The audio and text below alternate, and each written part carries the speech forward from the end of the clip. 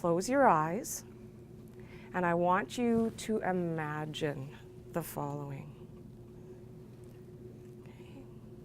You're walking across a snow-covered field, and as you look across the field to the horizon, you see a few trees and clumps of bushes as they skirt the edge of what seems like ice on a lake. And you look out and feel the wind. You hear the crunch of your feet against the snow. And just across the horizon, you see the outline of 3 deer. And they are struggling to get through the snow, and you stand and you watch.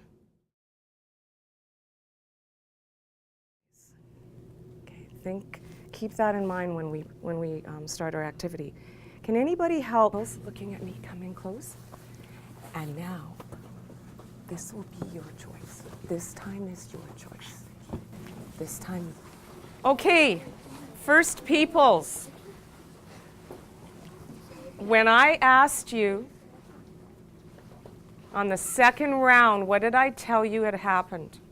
First Peoples, there was a... Well, what's the... No, I told you there was... What was happening to the First Peoples? They were sick.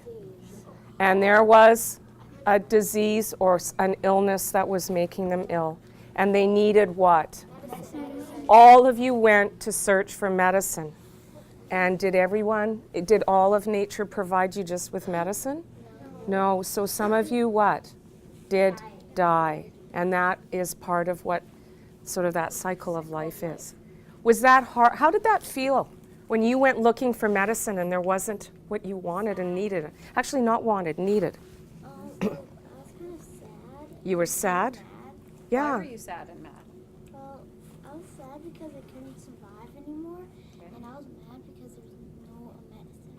Yeah, So sad not because enough. you couldn't survive anymore, and mad because there wasn't enough for you and you wanted to be able to survive. I was mad, and I was so like, I was like, how am I gonna survive? And I was like, so mad, and I was like. You feeling anxious? Yeah. Were you feeling anxious, worried? Would you say? Okay. Go ahead. Yeah. So those were many of the feelings that you felt.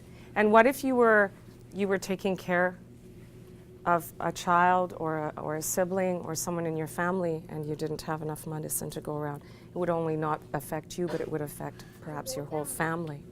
So that was really important. That's why I brought that to your group to change the way you looked at how this all happened. Mrs. Kulyk, what happened in your round? All right, group, what happened? What was the problem? There was a fire in the woods. There was the a shelter. there was a fire. So what did that mean? Elements. What weren't you able to provide? Yeah. Shelter. Why not shelter? Why not shelter? And we have a special guest coming tomorrow who is going to talk about First Nations art and what it meant and the different symbols. And that's going to be very exciting because we want to explore that in our quilt of belonging or whatever we're going to do so that we might look at the First Nations symbols and then reflect that in our art.